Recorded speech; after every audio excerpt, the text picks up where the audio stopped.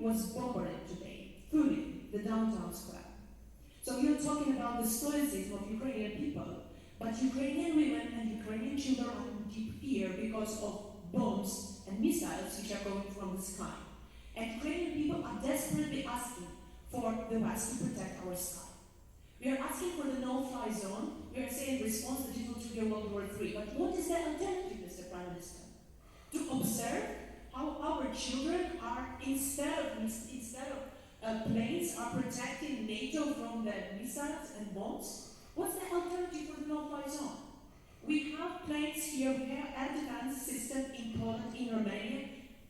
Ja pa zdaj poskušam razumeti v kontekstu izjave, eno uro dolge izjave predsednika Putina, preden je podpisal odlok, ki je skrb vzbujajoč.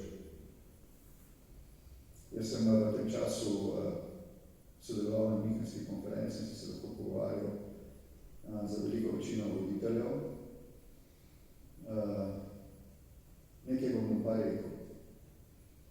Danes v teh okoliščinah, ko je Rusija storila nekaj, kar v fundamentu, v temelju ogroža mednarodni mir in varnost, zlasti evropski mir in varnost, je težko govoriti o mirni rešitvi spora, o dialogu in diplomaciji, vendar bi kot predsednik Republike Slovenije rad pozval predsednika Putina na Rusko federacijo, da takoj prekine sovražne dejavnosti, da ustavi uporabo sile in da da priložnost.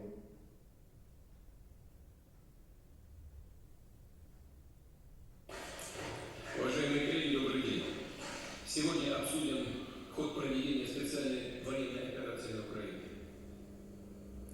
Основные боестолкновения российской армии, как и ожидалось, происходят не с регулярными частями вооруженных сил Украины,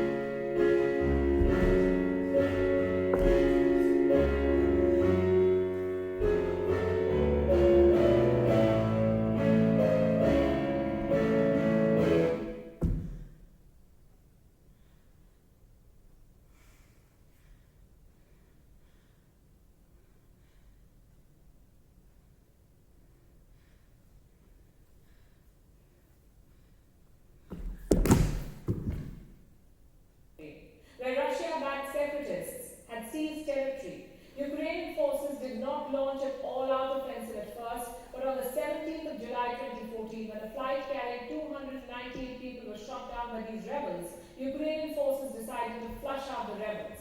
The separatists began losing ground, so the Russian army stepped in. They invaded eastern Ukraine and fought alongside the rebels.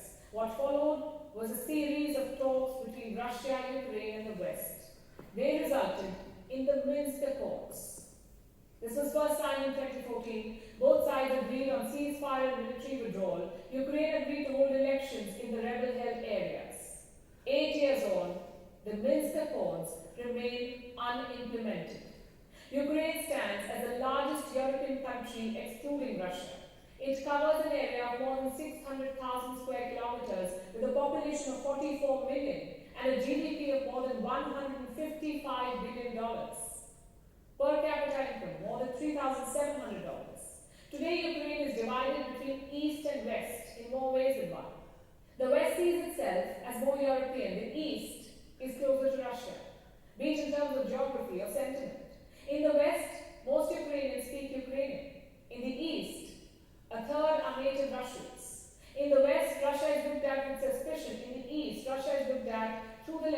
shared history and heritage. Ukraine also remains at war.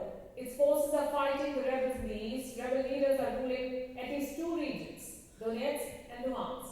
Together, they are known as the Donbas region. Russia has once again sent its troops. This time, they're stationed right at the border. What does Vladimir Putin want? For NATO to stop expanding. NATO stands for North Atlantic Treaty Organization. It's a military alliance. These countries are the founding members of NATO. These countries joined it during the Cold War, and these countries joined after it. Ukraine wants to join NATO too, but Putin wants... Я не хочу, щоб ракети, літаки, гвинтокри летіли в Україну з Білорусі. Я не хочу, щоб йшли війська в Україну з Білорусі. І він мене запевнив у цьому. До мене, щоб українська та російська делегації зустрілись на річці Прип'ять. Підкреслю, без жодних умов. Скажу відверто, як завжди, я не дуже вірю в результат цієї зустрічі, але нехай спробує. Щоб потім у жодного громадянина України не було жодного сумніву, що я, як президент, не намагався зупинити війну, коли був нехай і маленький, але все ж таки шанс.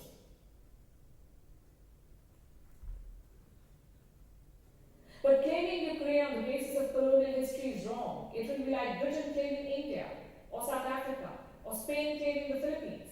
Past imperialism cannot justify present-day expansionism. Here's what his history tells us. Ukraine was forcefully Russified. Cut to 1700, Russian leader Catherine the Great started Russifying Ukraine. Ethnic Russians were shipped to this part of the world. Schools were told to teach Russian language. By 1800, the Ukrainian language was banned. In 1930, Soviet leader Joseph Stalin steered a famine in Ukraine. Millions of Eastern Ukrainians were killed. The area was then repopulated with ethnic Russians. In the 1940s, the ethnic Tatars were relocated. They too were replaced with Russians. There is a reason why Eastern Ukraine today has so many native Russian speakers